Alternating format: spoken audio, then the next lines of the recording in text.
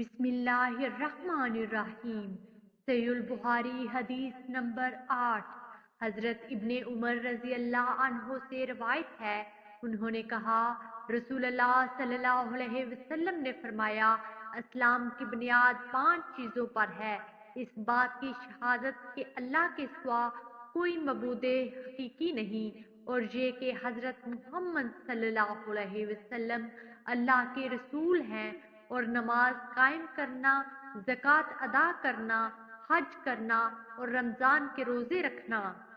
Video کو like کیجئے، زیادہ سے زیادہ شیئر کیجئے اور ہمارے چینل اسلامک پروف کو سبسکرائب کریں۔ جزاکم اللہ خیرا۔